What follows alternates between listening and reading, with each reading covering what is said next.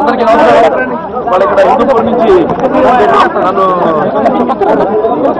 గెలిపించిన హిందూపురం నియోజకవర్గ ప్రజలకు అందరికీ, అలాగే తెలుగుదేశం పార్టీ కార్యకర్తలకు, నాయకులకు అందరికీ నా కృతజ్ఞతలు తెలియజేసుకుంటున్నాను.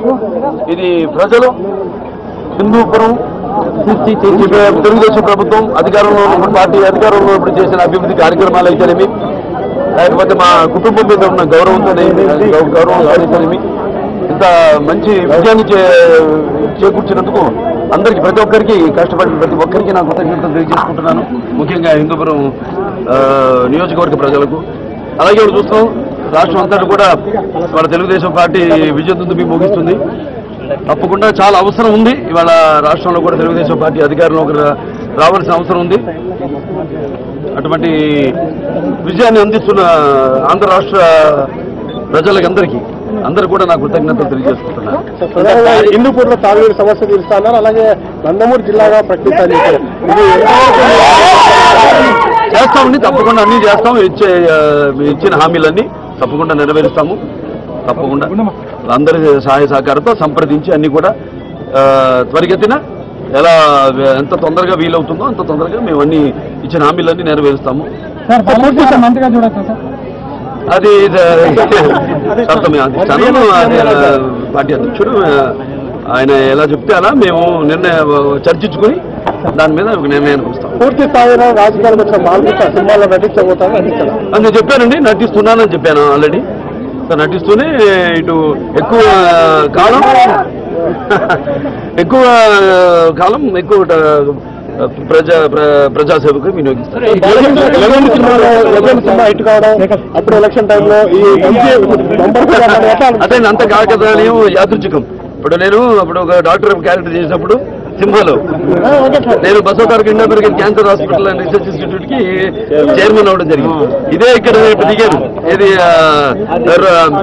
రూరల్ డెవలప్మెంట్ ట్రస్ట్ అక్కడ ఉన్నప్పుడే క్రికెట్ మ్యాచ్ ఆడటానికి వచ్చేప్పుడు నేను చెప్పాను మొదటిసారి, నేను తప్పకుండా వచ్చే ఎన్నికల్లో నేను నిలబడతానని.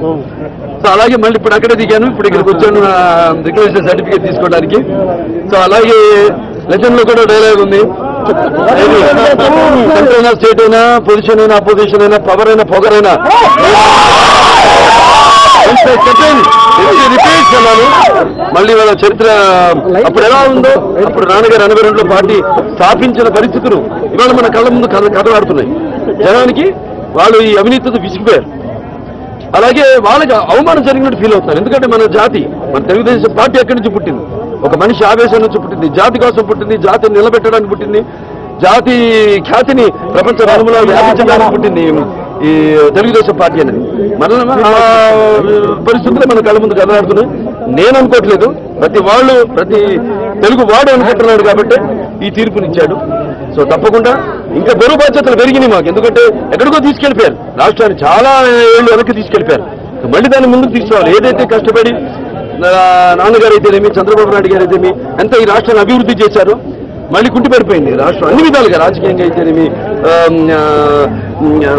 సాంఘికంగా అయితేనేమి, లేకపోతే ఆర్థికంగా అయితేనేమి, అన్నీ ఇప్పుడు మళ్ళీ మొదటి నుంచి మొదలు పెట్టుకుని మళ్ళీ ఒక్కొక్క ఇటుక పేర్చి మళ్ళీ రాష్ట్రాన్ని బాగు చేయాలి, అభివృద్ధి పదంలో నడిపించాలి. సో అదొకటి.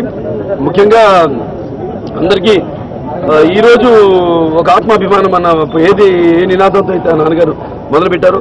ప్రతి వాళ్ళు ముందు ఓట్లు వేయని వాళ్ళందరూ కూడా బయటకు వచ్చి వాళ్ళకి కావాల్సిన ప్రభుత్వాన్ని ఏర్పరచుకోవడం కోసం వాళ్ళు బయటకు వచ్చి ఓట్లు వేశారు. అందుకే వాళ్ళ రిజల్ట్స్ తెలుగుదేశం పార్టీకి ఇటువంటి మంచి ఫలితాలు నిలబడుతున్నాయి. వాళ్ళందరూ కూడా నాకు కృతజ్ఞతలు తెలియజేసుకుంటున్నాను. బాలకృష్ణ గారు ఎజెండా ఏదైనా ఉందా, ప్లాన్ ఉందా ఏమైనా? అది చెప్పే కదండి, దాన్ని బట్టి ఎజెండాని ఇంకా ప్లాన్ చేసుకుంటాం. అధిష్టానంతో చర్చించుకున్నాక మా ఫ్యూచర్ ఎజెండా నేను ప్రిపేర్ చేస్తాను. ఎన్టీ రామారావు గారి పొజిషన్ లో మిమ్మల్ని చెప్పాను, నేను ఆల్రెడీ చెప్పాను, నేను పదవులు ఎప్పుడు ఆశించామండి కాదని. మేము అధిష్టానంతో నిర్ణయించుకున్నాక అన్ని ఏమి చేయాలో పార్టీ కోసం, ప్రజల కోసం ఎంతవరకు ఆచరణలో పెట్టగలుగుతాం అంతవరకు